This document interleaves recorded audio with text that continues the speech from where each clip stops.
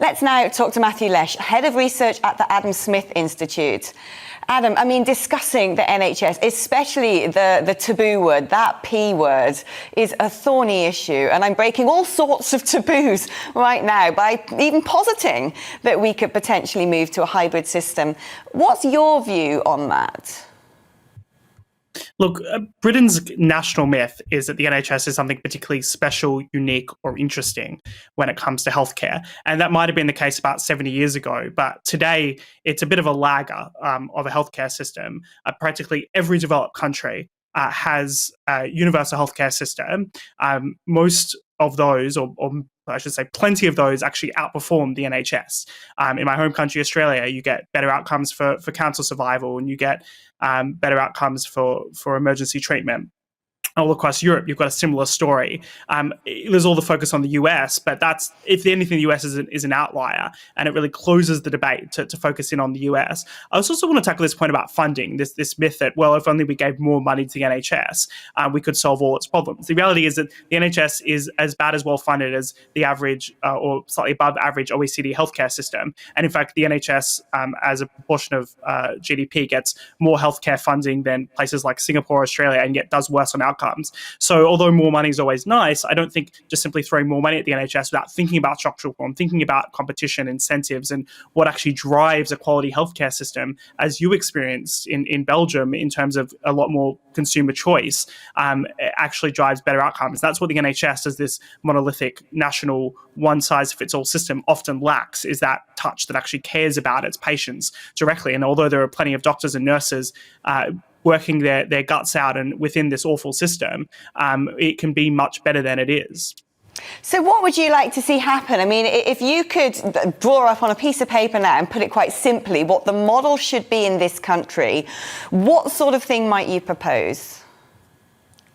Well, look, it's obviously very difficult politically to redesign the NHS from scratch. I think you probably start by looking at something like the model in Germany, where you've got a national insurance-based system where the government requires everyone has insurance, has healthcare insurance. If you can't afford it, the government will subsidise insurance so that you have universal healthcare. And then the actual provision of the healthcare is done by largely a mixture of public and private hospitals and GPs. So rather than you having to just go to one NHS GP and having just the one NHS hospital more or less that you can go to and they're all more or less the same, you actually have different providers competing for your insurance dime. An alternative to that, though, would be looking at somewhere like Australia, where there's a good mix between what is the public healthcare system, which is kind of similar to the NHS. Anyone can access it. It's free at the point of use. It's publicly provided. But secondarily to that, there's also a functioning private healthcare system where there's rebates and there's tax incentives, particularly for higher income earners, to get private health insurance, take some personal responsibility. And what that does is it takes burdens off the public system.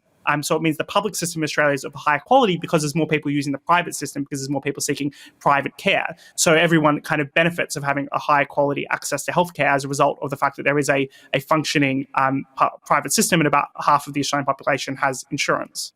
And there'll be people out there who would say, well, that's not fair. You know, rich people get to get better healthcare in the private sector. They'll get to skip the queue. Yeah, so it might actually take some strain off the public provided healthcare. But how is that right? By saying just because you've got more money, you deserve something better?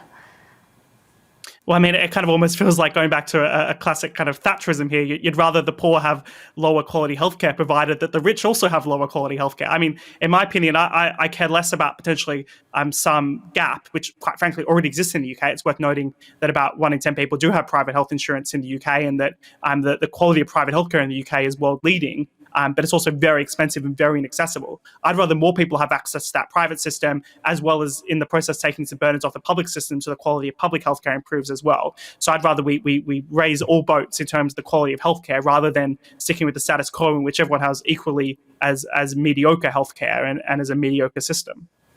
And why, finally, are we so scared of having this conversation in the UK?